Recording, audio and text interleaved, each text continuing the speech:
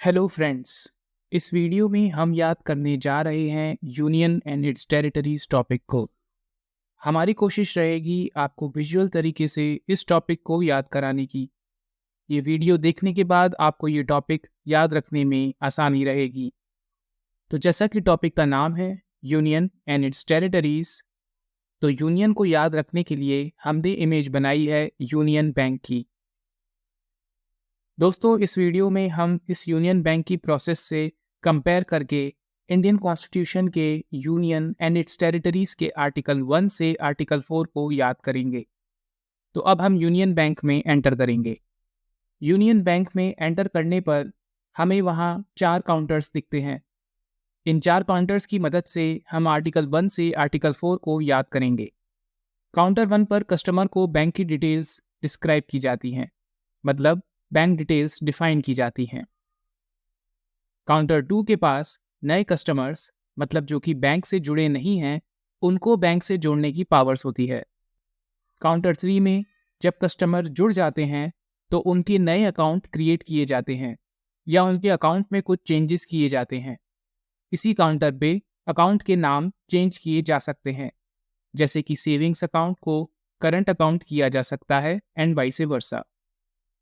Counter 4 में अगर customer को काउंटर 2 या काउंटर 3 की सर्विसेज में कुछ ऐड करना हो तो सिंपल प्रोसीजर से ऐड हो जाता है, पर अगर सर्विसेज में से कुछ रिमूव करना हो तो सर्विस डॉक्यूमेंट में चेंज करने पड़ते हैं।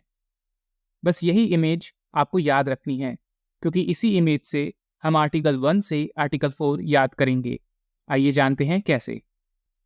तो सबसे पहले काउंटर 1 में जैसे कस्टमर को बैंक की डिटेल्स बताते हैं, बैंक को डिस्क्राइब करते हैं, वैसे ही आर्टिकल 1 भी इंडिया को डिस्क्राइब करता है। अब चलते हैं काउंटर 2 पे। काउंटर 2 पे नए कस्टमर्स को बैंक से जोड़ने की पावर्स होती हैं, वैसे ही आर्टिकल 2 भी इंडियन पार्लियामेंट को नए एरियाज को इंडिया में एडमिट करने की पावर्स देता है। अब चलते हैं काउंटर 3 पे। काउंटर 3 में बैंक के एग्जिस्टिंग कस्टमर्स के नए अकाउंट क्रिएट किए जाते हैं या उनके अकाउंट में कुछ चेंजेस किए जाते हैं। अकाउंट के नाम चेंज किए जा सकते हैं। वैसे ही आर्टिकल 3 इंडियन पार्लियामेंट को पावर्स देता है कि वो एग्जिस्टिंग स्टेट्स में से नए स्टेट्स फॉर्म कर सके या स्टेट्स की बाउंड्रीज या नाम बदल सके। अब चलते हैं काउंटर 4 पे। काउंटर 4 में जैसे कस्टमर को काउंटर 2 या काउंटर 3 की सर्विसेज में अगर कुछ ऐड करना हो तो सिंपल प्रोसीजर से ऐड अलाउ किया जाता है, पर अगर सर्विसेज में कुछ रिमूव करना है तो सर्विस डॉक्यूमेंट में चेंज करना पड़ता है। वैसे ही आर्टिकल 4 में ये बताया गया है कि आर्टिकल 2 या आर्टिकल 3 से चेंजेस लाने के लिए पार्लियामेंट को अमेंडमेंट लाने की ज़रूरत नहीं है। ये सब बिल सिंपल मेजॉरिटी से पास किए जा सकते हैं, पर इंडिया के एरिया में अगर कुछ रिमूव करना है तो कॉन्स्टिट्यूशनल अमेंडमेंट ज़रूरी है। इसी तरह बैंक की प्रोसेस से कंपेयर करके हम इंडियन कॉन्स्टिट्यूशन के यूनियन एंड इट्स टेरिटरीज के आर्टिकल 1 से आर्टिकल 4 को याद कर सकते हैं। दोस्तों, इन आर्टिकल्स की और डिटेल्स हम अगले वीडियोस में याद करेंगे।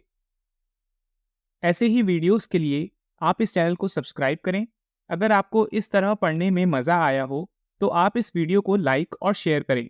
हमारी कोशिश रहेगी कि आपको इन वीडियोस को देखने के बाद इस टॉपिक को याद रखना आसान हो जाए।